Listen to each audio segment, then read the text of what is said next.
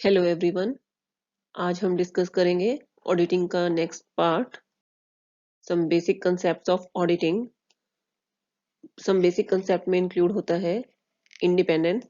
Independence mean जो auditor है वो कंप्लीटली फ्री होना चाहिए एनी प्रेशर के, यानी मैनेजमेंट का उस पर कोई भी प्रेशर नहीं होना चाहिए और वो अपना वर्क फ्री माइंड के साथ करे। ना ही उसको पर्सनल बायसनेस होनी चाहिए किसी भी पार्टी के अगेंस्ट, ना ही किसी को फेवर करना चाहिए, ना ही बायसनेस होनी चाहिए। उसको डॉक्यूमेंट्स और अकाउंट्स को अच्छे से वेरीफाई करना चाहिए। सेकंड है एविडेंस। एविडेंस एविडेंस जो है वो फाउंडेशन होता है ऑडिटिंग की।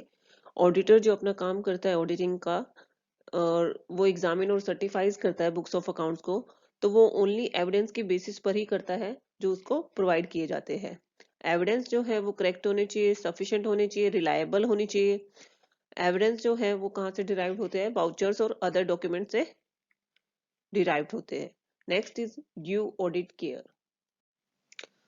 ऑडिटिंग का वर्क करते समय ऑडिटर को अलर्ट रहना चाहिए और उसे अच्छे से डिटेक्ट करना चाहिए फ्रॉड और एरर्स को। ऑडिटर से एक्सपेक्ट किया जाता है कि वो प्रॉपर कॉम्पिटेंसी, कॉशन और अलर्टनेस के साथ अपने वर्क को कंप्लीट करे। Ethical conduct. एथिकल कंडक्ट में जैसे अदर प्रोफेशंस होते हैं वैसे ही ऑडिटिंग के भी कुछ कोड एंड कंडक्ट है। Code of conduct means rules and regulation. Auditor जो है उसको अपना काम करते समय कोड ऑफ कंडक्ट को फॉलो करना चाहिए। इससे क्या होगा, अगर वो फॉलो करता है तो प्रोफेशनल मिसकंडक्ट का गिल्टी नहीं माना जाएगा। फेयर प्रेजेंटेशन, इसमें कुछ बेसिक कंसेप्ट इंक्लूड है like accounting proprietary, adequate disclosure, audit obligation. Accounting proprietary ये शो करता है कि जो भी फाइनेंशियल स्टेटमेंट है वो यूनिवर्सल कंसेप्ट ऑफ अकाउंटिंग के बेसिस पर प्रिपेयर की गई है और ये ट्रू और fair view of financial position को, यानी किसी भी बिजनेस की ट्रू और फेयर फाइनेंशियल पोजीशन को रिप्रेजेंट करती है। Adequate disclosure. एडिक्वेट डिस्क्लोजर में जो फाइनेंशियल स्टेटमेंट है या ऑडिटर की रिपोर्ट है वो कंप्लीट और करेक्ट इंफॉर्मेशन प्रोवाइड करती है किसी भी बिजनेस की फाइनेंशियल पोजीशन के बारे में या सिचुएशन के बारे में। और ये डिफरेंट, न केवल ओनर को ही इंफॉर्मेशन प्रोवाइड करती है बल्कि अदर पार्टीज है उनको भी इंफॉर्मेशन प्रोवाइड करती है। Audit obligation. ऑडिट ऑब्लिगेशन में एक्चुअल रिस्पॉन्सिबिलिटी है जो ऑडिटर की, वो केवल क्लाइंट के प्रति ही होती है, लेकिन उसकी इम्प्लाइड रिस्पॉन्सिबिलिटी है वो अदर पार्टीज के भी अगेंस्ट होती है। क्योंकि क्लाइंट के लिए तो क्यों होगा, क्योंकि वो जो ऑडिटर है उसको अपॉइंट कौन करता है? एक क्लाइंट करता है या कोई बिजनेस का ओनर है वो करता है। तो ऑडिटर उसी के लिए रिस्पॉन्सिबल और आंसरेबल होता है, लेकिन उसकी वर्क और जो रिपोर्ट है वो अदर पार्टीज के द्वारा भी यूज की जाती है। Auditing principles. Principle means universal truth, basic rules and rules specified in relation to a particular activity. अगर हम सेम मैनर में बात करें कि बेसिक प्रिंसिपल ऑफ ऑडिटिंग क्या है, यूनिवर्सल ट्रूथ है ऑडिटिंग के बारे में। द प्रिंसिपल ऑफ ऑडिटिंग का जो बेसिक रूल है वो क्या बताता है हमें कि जो ऑडिट का ऑब्जेक्टिव है वो क्या है और उस ऑब्जेक्टिव को कैसे अचीव किया जाना है। प्रिंसिपल ऑफ ऑडिटिंग हमें वे प्रोवाइड करता है कि जो भी अकाउंट्स और फाइनेंशियल स्टेटमेंट है उनको किस वे से एग्जामिन करना है और कैसे इन्वेस्टिगेट करना है ताकि वो ट्रूथफुलनेस को रिप्रेजेंट कर पाए। प्रिंसिपल इन जो ऑडिटिंग के प्रिंसिपल्स हैं इनमें इंक्लूड होता है rules for examination, verification and confirmation of accounting. कुछ बेसिक प्रिंसिपल है ऑडिटिंग के, लाइक प्रिंसिपल ऑफ इंडिपेंडेंस। जो ऑडिटिंग का वर्क है वो सेपरेट और इंडिपेंडेंट होना चाहिए अकाउंटिंग के वर्क से, और ये ऑडिटिंग जो है वो इंडिपेंडेंट और अनबायस्ड मैनर में किया जाना चाहिए। नेक्स्ट है प्रिंसिपल ऑफ ऑब्जेक्टिविटी। ऑडिटिंग जो वर्क है वो किस पर बेस्ड है? कुछ एविडेंस के ऊपर बेस्ड होता है, और एविडेंस क्या है? उसकी फाउंडेशन मानी जाती है ऑडिटिंग की। साथ ही जो एविडेंस है वो किस पर बेस्ड होते हैं? वाउचर्स और अदर डॉक्यूमेंट्स पे बेस्ड होते हैं। इन सब के बेसिस पर ही ऑडिटिंग जो है अनबायस्ड मैनर में किया जाता है। Principle of materiality.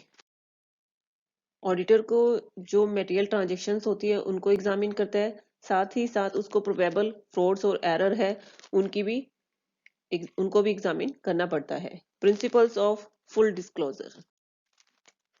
Principle of full disclosure में अब जो ऑडिटर है उसको ऑडिटिंग करना है, तो ऑडिटिंग करने के लिए उसको बहुत सारे रिकॉर्ड्स की, एविडेंसेस की, अदर डॉक्यूमेंट्स है, एक्सप्लेनेशन की रिक्वायरमेंट होती है, जो बिजनेस का ओनर है वो उसे प्रोवाइड करता है। उनके बेसिस पर ही ऑडिटर अपनी एक रिपोर्ट या रिजल्ट ऑफ जो एग्जामिनेशन का रिजल्ट है वो प्रोवाइड करता है।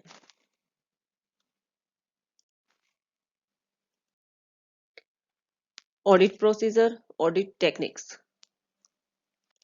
ऑडिट प्रोसीजर में वो सारी एक्टिविटीज और टास्क इंक्लूड होते हैं जो एक ऑडिटर अकाउंट्स को एग्जामिन के टाइम करता है।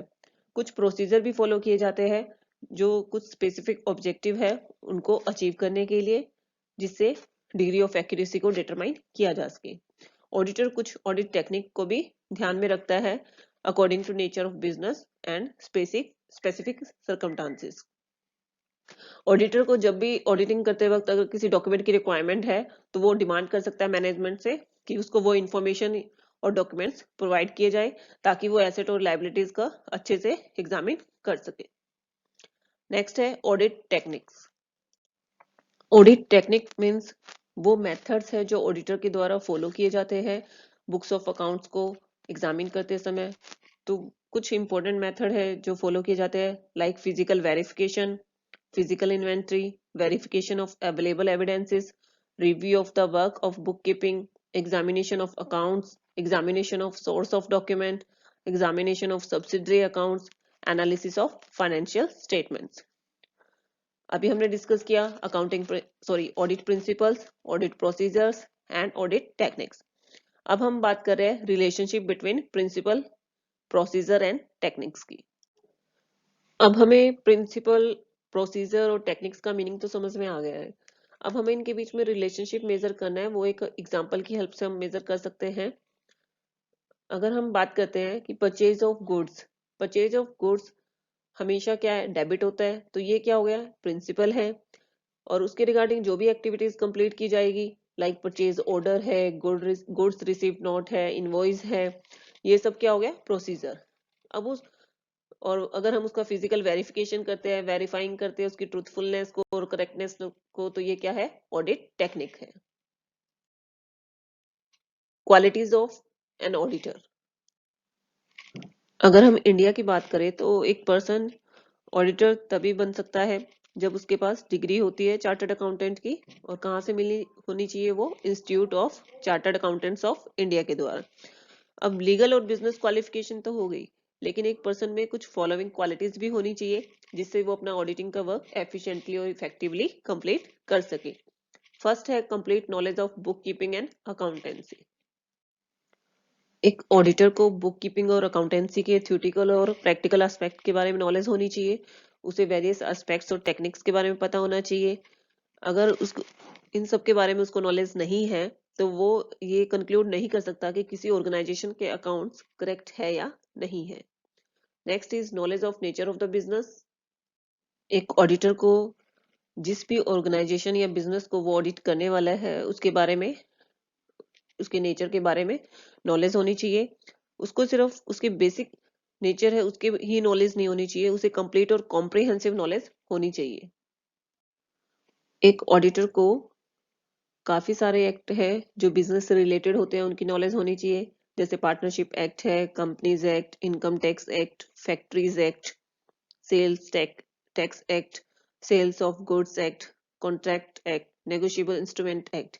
इन सब एक्ट के बारे में उसको नॉलेज होनी चाहिए। न केवल इन एक्ट के बारे में नॉलेज होनी चाहिए बल्कि इनमें टाइम टू टाइम जो भी अमेंडमेंट या चेंजेस होते हैं उनके बारे में भी उसको नॉलेज होनी चाहिए। Expert in the work of auditing. एक ऑडिटर को एक्सपर्ट होना चाहिए ऑडिटिंग वर्क में, और ये जो एक्सपर्टाइज है वो अचीव होती है कंप्लीट नॉलेज के बेसिस पर। Next is impartial and honest. एक ऑडिटर को इम्पार्शियल और हॉनेस्ट होना चाहिए, ना तो उसको किसी को फेवर करना चाहिए ना ही बायसनेस लेके आनी चाहिए। और उसको जो भी ट्रुथ है, जब वो ऑडिटिंग का वर्क कर रहा है उसके सामने जो भी ट्रुथ आ रहा है तो उसको वो सारे ट्रू फैक्ट अपनी रिपोर्ट में मेंशन करने चाहिए। Industrious, vigilant and clever. एक ऑडिटर जब अपना वर्क कर रहा है ऑडिटिंग का, तो उसको विजिलेंट, अलर्ट और इंडस्ट्रियस होना चाहिए, और उसको अपनी कॉम्पिटेंसी और इंटेलिजेंस को भी शो करना चाहिए जब वो फ्रॉड और एरर्स को डिटेक्ट कर रहा है। Next is practical. एक ऑडिटर को प्रैक्टिकल होना चाहिए। जब ऑडिटर ऑडिटिंग का वर्क कर रहा है तो उसको बहुत सारी इंफॉर्मेशन और एक्सप्लेनेशन की रिक्वायरमेंट होती है जो भी ऑर्गेनाइजेशन के एम्प्लॉयज है उनसे। तो उसको जब इंफॉर्मेशन की रिक्वायरमेंट होती है तो कुछ एम्प्लॉयज क्या है, थोड़ा डिले कर रहे होते हैं, तो उसको ये नहीं समझ लेना चाहिए कि उन्होंने फ्रॉड ही कमिट किया हुआ है, और उसको अननेसेसरी क्लैरिफिकेशन भी नहीं मांगनी चाहिए। एक ऑडिटर को चाहिए कि वो मिनिमम मिनिमम पॉसिबल टाइम में मैक्सिमम पॉसिबल इंफॉर्मेशन निकाल सके। Independent and fearless. एक ऑडिटर को एग्जामिन करते समय जो बुक्स ऑफ अकाउंट्स को वो एग्जामिन कर रहे हैं उनकी करेक्टनेस और ट्रूथफुलनेस को पता करने के लिए इंडिपेंडेंट होना चाहिए, अनबायस्ड मैनर फॉलो करना चाहिए, उसको फियरलेस भी होना चाहिए, और उसके सामने जो भी अकाउंट्स में फ्रॉड और एरर डिटेक्ट हुए तो उनको उसे छुपाना नहीं चाहिए। सिक्रेसी। अब ऑडिटर जो है वो एग्जामिन कर रहा है बुक्स ऑफ अकाउंट्स को, तो during the course of audit उसके पास बहुत सारी इंफॉर्मेशन आ जाती है जो एक ऑर्गेनाइजेशन के लिए कॉन्फिडेंशियल होती है। तो ऑडिटर की ये रिस्पॉन्सिबिलिटी बनती है कि उसको वो इंफॉर्मेशन किसी थर्ड पार्टी को डिस्क्लोज नहीं करनी चाहिए। Not unduly suspicious. एक ऑडिटर जब अपना ऑडिटिंग का वर्क स्टार्ट कर रहा है, वो बुक्स ऑफ अकाउंट्स को एग्जामिन कर रहा है, तो उसको अपना स्टार्टिंग में ही माइंड में एक कंसेप्ट बनाकर नहीं चलना चाहिए कि उन अकाउंट्स में फ्रॉड और एरर तो होगा ही। उसको किसी भी पर्सन को क्रिटिसाइज करने की जरूरत नहीं है सस्पेक्ट के बेसिस पर।